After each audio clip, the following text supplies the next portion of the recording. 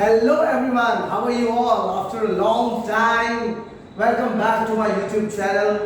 आज मैं आप लोगों को पढ़ाने वाला हूँ class 11 chapter number 5 states of matter. Class 11 chapter number 4 में हम लोगों ने पढ़ा था केमिकल बॉन्डिंग और टाइप्स ऑफ केमिकल बॉन्डिंग, किस तरह से केमिकल बॉन्ड बनते हैं, कैसे अलग अलग टाइप्स के केमिकल बॉन्ड होते हैं और उनमें सारी विशेषताएं जैसे लिविस डॉट स्ट्रक्चर्स के लिमिटेशंस, बहुत सारी चीजें हम लोगों ने केमिकल बॉन्डिंग में पढ़ा। वैसे आप एनसीईआरटी के हिसाब से पढ़ो तो एक टॉपिक जो है आपका, जिसको हम लोग खास करके वैन डर वाल्स बॉन्ड कहते हैं, उसके बारे में थोड़ा डिटेल दिया गया है। लेकिन जनरली जो ये टॉपिक है ये खास करके गैस के लिए है। तो आज मैं स्टार्ट करूंगा states of matter with the properties of gases. आप सब जानते हैं जो हमारा स्टेट्स ऑफ मैटर है, स्टेट्स ऑफ मैटर, ये कितने टाइप्स के होंगे states of matter? There are 3 types of states of matter: solid, liquid and gas. आप कहोगे सर ये तो हमने बहुत पहले पढ़ लिया है, राइट? आप कह सकते हो कि सर हमने ये बहुत पहले पढ़ लिया, लेकिन मेरे प्यारे बच्चों, ये सिर्फ आपने जो सॉलिड लिक्विड गैस पढ़ा है सिर्फ उतना ही नहीं है, ये उससे कहीं ज्यादा है। आपको यहाँ पर टाइप्स ऑफ सॉलिड्स पढ़ने पड़ेंगे। There are 2 types of solid: crystalline solids and amorphous solids. बोलोगे सर ये तो हमारे एनसीईआरटी में है ही नहीं, राइट? तो ये आपका क्लास 12 का फर्स्ट चैप्टर होगा, द सॉलिड स्टेट, जिसके बारे में हम लोग डिटेल्स में पढ़ेंगे। लिक्विड, खास करके लिक्विड के बारे में आप लोगों ने क्लास 9 में पढ़ा होगा कि सर ये होमोजीनियस मिक्सचर है, ये हेटेरोजीनियस मिक्सचर है, ये कोलाइडियल सॉल्यूशन है, ये सस्पेंशन है, बहुत सारे टाइप्स के सॉल्यूशंस आपने क्लास 9 में पढ़ेंगे। ठीक उसी तरह से यहाँ पर लिक्विड जो सॉल्यूशन एक चैप्टर ही आएगा आपका, ये भी आपका चैप्टर क्लास 12 में आएगा सॉल्यूशन। ये आपका चैप्टर नंबर 2 होगा और ये चैप्टर नंबर 1 होगा। और जो तीसरा प्रॉपर्टी है गैस, मेरे प्यारे बच्चों, जो आज हम लोग पढ़ने वाले हैं उस टॉपिक का नाम है ये गैस, जो स्टेट्स ऑफ मैटर। तो आप लोग मुझे बताएंगे गैस की प्रॉपर्टीज क्या क्या होती हैं। मैं जानता हूं कि ये आप लोगों ने क्लास 9 में भी पढ़ा होगा। क्लास 9 में आपने पढ़ा होगा गैस उस मैटर को कहा जाता है जिसके atoms and molecules they are far apart from each other, वो एक दूसरे से बहुत दूरी पर है और वो लोग इनर्ट है, वो लोग स्टेबल है, तो जरूरी नहीं पड़ता है उनको केमिकल कॉम्बिनेशन करने की। तो गैसेस के इंटरमॉलिक्यूलर स्पेसेस बहुत ज्यादा होते हैं और अगर आप इंटरमॉलिक्यूलर अट्रैक्शन की बात करें तो बिल्कुल ना के बराबर में इनका इंटरमॉलिक्यूलर अट्रैक्शंस होता है। इनको टेम्परेचर, प्रेशर, मास, वॉल्यूम, ये 4 चीज इनको इफेक्ट करता है। तो सबसे पहले मैं आपको बता दूं the effects of gas in mass. इनके जो इफेक्टिव पार्ट्स हैं जिसके बारे में मैं आपको अभी बता रहा हूं: मास, वॉल्यूम, टेम्परेचर एंड प्रेशर। आप बोलोगे सर ये गैस पे इफेक्ट करेंगे या नहीं करेंगे?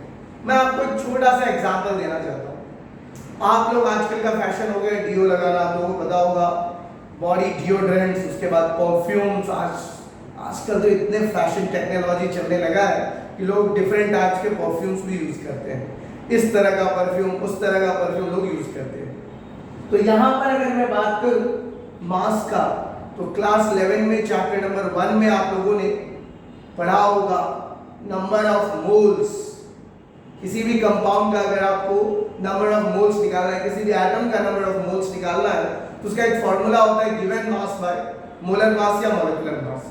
तो वहीं से अगर हम इस फॉर्मूला के बारे में ड्राइव करें कि given mass by molecular mass is equal to number of moles, तो यहाँ पर हमारा जो मास का फॉर्मूला होगा, mass is equal to number of moles into molecular mass। Molecular mass या मोलर मास आप जो भी कहो, फॉर्मूला को आप लोग जानते हो कि n is equal to W by M हम लोग लिखते हैं। तो यहाँ पर आपको डब्ल्यू का फॉर्मूला निकालना है, तो इसीलिए W is equal to N into M हो जाएगा। इसी चीज को मैंने यहाँ पर लिखा, राइट। अब आ जाइए दूसरा जो मैं आपको बताने जा रहा हूं, दैट इज वॉल्यूम। वॉल्यूम भी आप लोग बहुत बढ़िया से जानते हैं, लेंथ ब्रेथ हाइट, लेकिन यहाँ पर हम गैस के वॉल्यूम की बात करेंगे। जब भी वॉल्यूम को हम मेजरमेंट करेंगे तो लीटर में मेजरमेंट करेंगे। तो मेरे प्यारे बच्चों, 1 litre is equal to 1000 centimetre cube, which is also equal to 1 decimeter cube, which is also equal to 1000 ml, right? अब आ जाइए बच्चों टेम्परेचर के बारे में। टेम्परेचर भी आप लोग बहुत बढ़िया से जानते होंगे, मुझे विश्वास है। टेम्परेचर जो खास करके दो मेन स्केल है, साइंटिस्ट लोगों का फेवरेट स्केल है केल्विन स्केल। जब हम बुखार नापते हैं तो फ़ारेनहाइट में, और जब बहुत ज्यादा टेम्परेचर जो 100 से 110 के बीच में नापना होगा तो हम लोग उस समय मेजरमेंट करेंगे डिग्री सेल्सियस में। तो degree Fahrenheit is equal to 9/5 degree Celsius plus 32, और kelvin is equal to degree Celsius plus 273। तो ये दो मेन है। अब आ जाइए बच्चों प्रेशर। किसी भी गैस में जब आप प्रेशर को एक्सर्ट करोगे, कोई भी गैस ले लो, अगर आप प्रेशर को एक्सर्ट करते हो तो वहां पर फर्क पड़ेगा। इसके बारे में अभी हम लोग पढ़ेंगे कि प्रेशर कितना बड़ा रोल प्ले करता है। तो सबसे पहले मैं आपको बताना चाहूंगा प्रेशर के बारे में। ये प्रेशर खास करके बहुत सारे यूनिट है, उनका यूनिट है एटीएम, पास्कल, न्यूटन पर मीटर स्क्वायर, टॉर्क, और बहुत सारे इसके ऐसा यूनिट्स हैं जो जनरली हम लोगों को बार, ये सारे हम लोगों को याद रखना नहीं है। मेनली याद रखना आप लोग 1 ATM is equal to 10 13 25 pascal. बहुत सारे बच्चे इसको शॉर्टकट में 1.013 into 10 to the power 5 pascal के रूप में याद रखते हैं। इसका एक्यूरेट वैल्यू होता है 10 13 25, just like your date birth आप लोग याद रखते हो ना, 4/5/2002। तो उसी तरह से आपको ये याद रख लेना है 1 ATM is equal to 101325 pascal. ये मेन हम लोगों को याद रख लेना है। इसका और एक तो यूनिट होता है mmHg होता है, सेंटीमीटर Hg होता है, बहुत सारे यूनिट्स होते हैं जिसमें कुछ हम लोगों को याद रख लेना है। 1 atm is equal to 76 centimetre और 76 सेंटीमीटर Hg और 760 mmHg, इसको भी आप याद रख सकते हो। और अगर हम टॉर्क की बात करें, 1 atm is equal to 760 torr के बराबर में भी ये होता है। बस इतना याद रखिएगा, जितना पास्कल होगा उतना ही आपका न्यूटन पर मीटर स्क्वायर भी होगा। तो ये कुछ यूनिट्स हैं जो हम लोगों को याद रखना है। तो अभी आप लोगों ने देखा कि किस तरीके से आप लोगों को गैसेस के कौन-कौन से फैक्टर्स हैं जो अफेक्ट करते हैं। अगर आप लोग इसका एक स्क्रीनशॉट लेना चाहें तो स्क्रीनशॉट ले लीजिए, अदरवाइज ये सारे इंपॉर्टेंट नोट्स को अपने नोटबुक में लिख लीजिए, ताकि अब जो आप स्टार्ट करने वाले हो गैसियस लॉस, ये सबसे इंपॉर्टेंट टॉपिक है। Charles law, Boyle's law, Gibbs law, Avogadro's law and ideal gas equation. अब बहुत ही इंटरेस्ट आने वाला है, मजे के साथ हम लोग इसको पढ़ेंगे। तो सबसे पहले आप लोग इसको या तो नोट डाउन कर लीजिए या फिर इसका एक स्क्रीनशॉट ले लीजिए क्विक।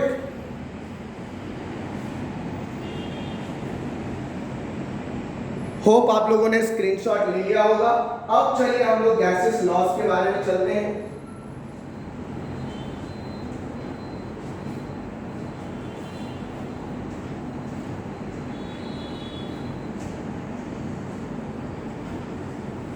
बच्चों अब मैं पूछना चाहूंगा आप लोगों ने टेम्परेचर, प्रेशर, वॉल्यूम के बारे में भी जस्ट पढ़ा, तो अगर हम किसी एक चीज को कांस्टेंट कर दें तो क्या फर्क पड़ेगा। अब हम लोग स्टार्ट करेंगे। तो सबसे पहले हमारा हेडिंग है गैस लॉज, और सबसे पहले बॉयल्स लॉ। ये बॉयल साहब बहुत ही महान साइंटिस्ट थे।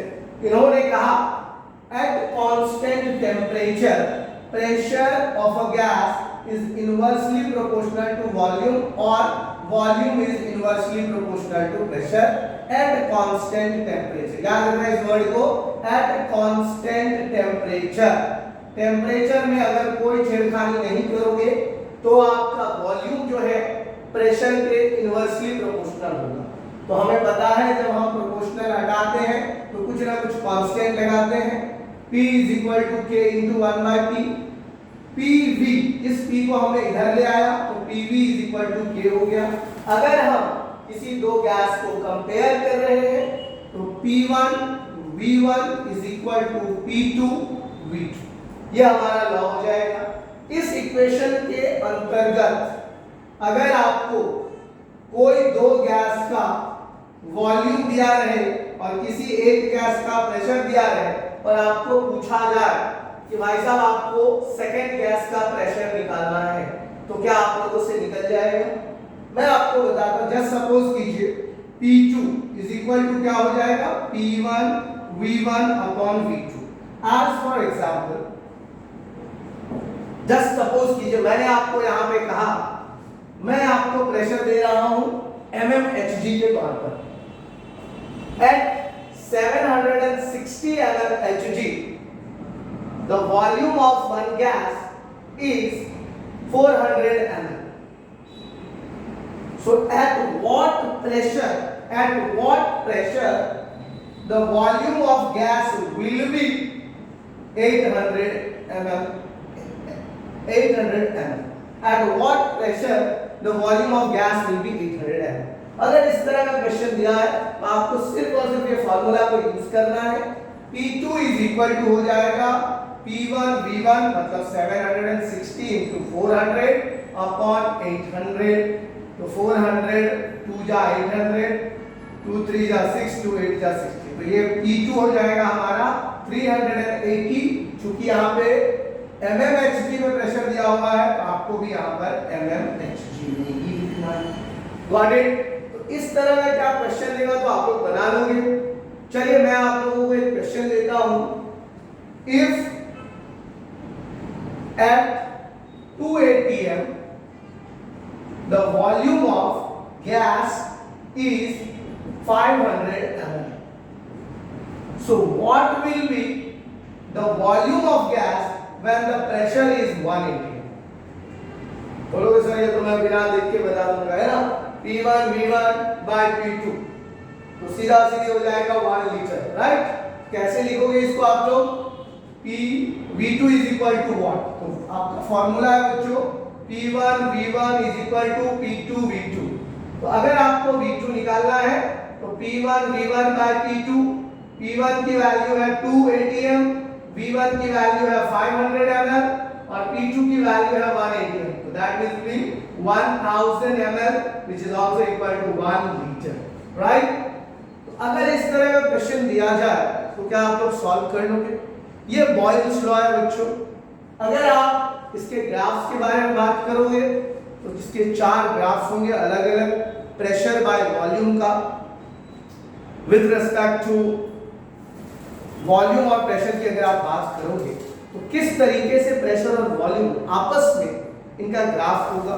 स्ट्रेट ग्राफ होगा, लीनियर ग्राफ होगा, log P versus log V का ग्राफ होगा, P by V versus V का ग्राफ होगा।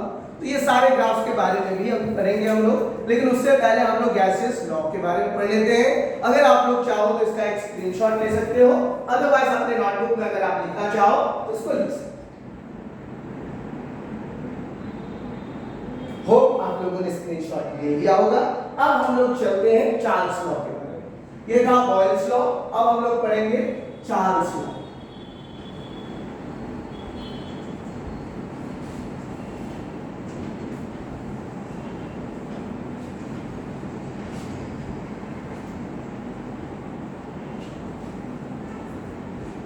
देखो बच्चों, अब सेकेंड लॉ जो है हमारा वो है चार्ल्स लॉ। सब महान साइंटिस्ट थे, एक दूसरे को कटाक्ष करने में लगे रहते थे। अब उन्होंने क्या किया था, एक कांस्टेंट टेम्परेचर लिया था। अब ये साहब क्या करेंगे, एट कांस्टेंट प्रेशर। इन्होंने कहा at constant pressure the volume of a gas is directly proportional to its temperature.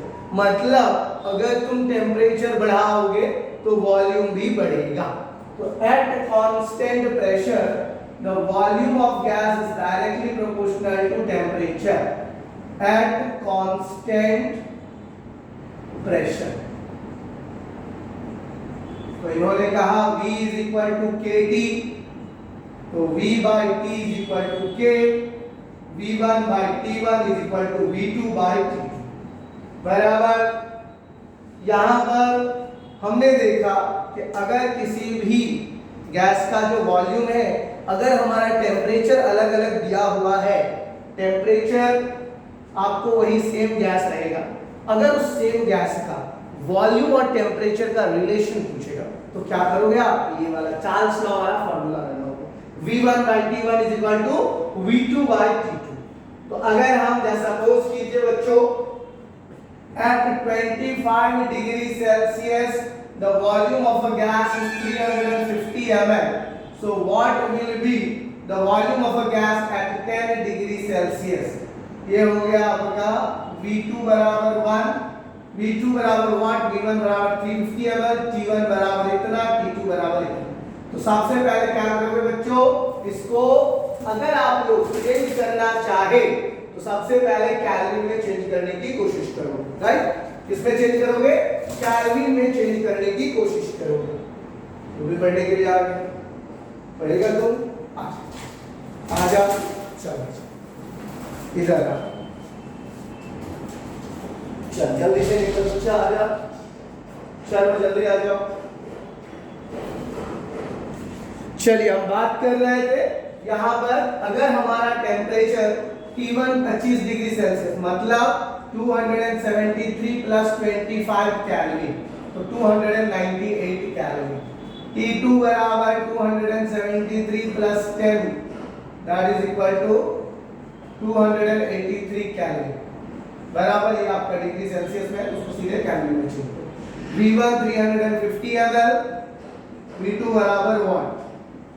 हमारा फॉर्मूला है V1 by T1 is equal to V2 by T2, तो V2 बराबर हो जाएगा V1 T2, V1 T2 by T1। तो V1 हमारा कितना बच्चों 350, और अगर हम T2 की बात करें तो 283 बाय T1 की अगर हम बात करें तो 298। तुम बोलोगे सर अगर डिग्री सेल्सियस में छोड़ दो तो कुछ फर्क पड़ेगा क्या? कुछ फर्क नहीं पड़ने वाला है, लेकिन एक्चुअली हम लोगों को चेंज करना होता है डिग्री सेल्सियस को केल्विन। तो अगर तुम यहाँ पर जैसे सपोज करो तुम यहाँ पर 10/25 भी लिखोगे तो आंसर तुम्हारा सेम ही आएगा। अगर तुम्हें ना विश्वास हो तो करके देख लो, लेकिन अगर इस तरह से लिखोगे, क्योंकि साइंटिस्टों का जो मेजरमेंट स्केल है बच्चों वो केल्विन होता है, तो हमें केल्विन में ही करना चाहिए ताकि हम लोगों को बोर्ड वाला फुल मार्क्स दे सके। अगर हम केल्विन में नहीं करेंगे तो हमें मार्क्स कम आने की संभावना बढ़ेगी। Okay, so that's why I said we have to change in kelvin. अगर तुम कह रहे हो कि सर अगर हम इसको इंस्टेड ऑफ केल्विन 350 × 10/25 करेंगे तो आंसर इजीली आता है, कर सकते हो। 5